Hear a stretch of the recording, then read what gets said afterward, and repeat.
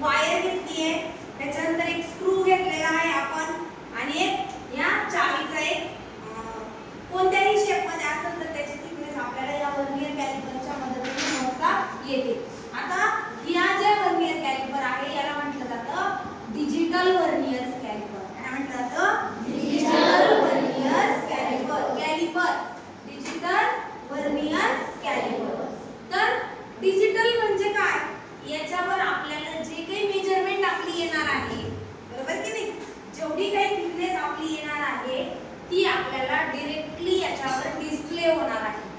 बरं का अंशुमन, डायरेक्टली याच्यावर काय होणार आहे? ती थिकनेस डिस्प्ले होणार आहे. मग दुसरं कोणत्या प्रकारचं असतं तर ते एनालॉग असतं आणि दोन प्रकारे आपण इथं मेजरमेंट करू शकतो.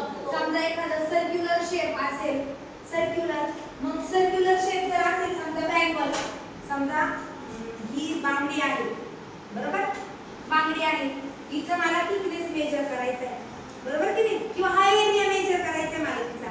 मग त्याचं इनर वेगळं आहे आणि आउटर वेगळं आहे, बरोबर. मग आउटर मेजर करण्यासाठी आणि इनर मेजर करण्यासाठी दोन प्रकारे इथं आपल्याला वापरता येतात. आता इनर मेजर करण्यासाठी बघा आतल्या बाजूने असं प्रकारचं घालायचं, हे बघा अशा प्रकारे ठेवायचं आणि फेस टू फेस ते ठेवल्यानंतर आपल्याला त्याच्यावर रीडिंग डिस्प्ले होणार आहे, बरोबर की नाही. आणि आउटर मेजर करायला या बाहेरच्या बाजूचा वापर आपण करणार आहे, बरोबर की नाही. म्हणजे हे व्हर्नियर कॅलिपर जे आहे याचा यूज आपण कशासाठी करणार आहे तर थिकनेस मेजर करण्यासाठी करणार. थिकनेस मेजर करण्यासाठी सुरुवातीला आपलं इथं ऑफ आहे व्हर्नियर कॅलिपर, त्याच्यावर कोणत्याही प्रकारचं काही डिस्प्ले होत नाही, बरोबर की नाही.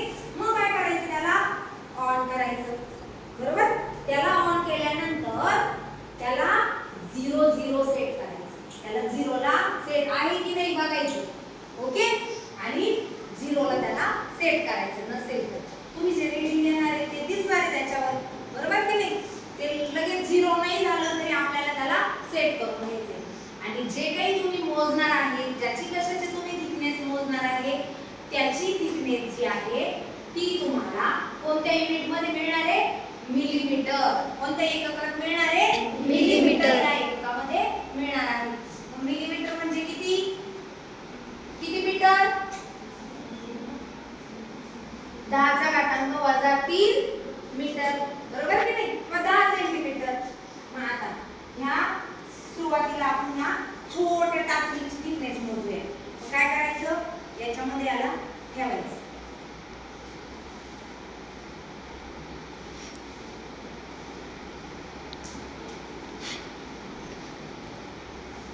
किती दिसतंय?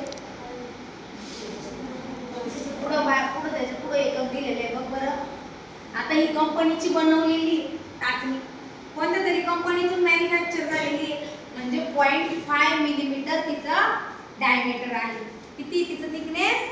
0.5 मिलीमीटर. बघा कंपनी भेटलेली, बरोबर की नाही. म्हणजे बघा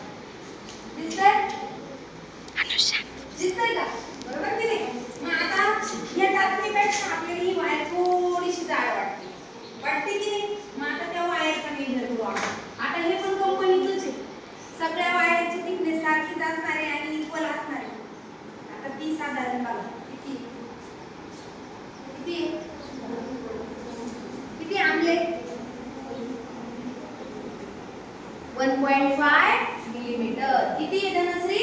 1.5 मिलीमीटर. आता मोठी वस्तू घेतली,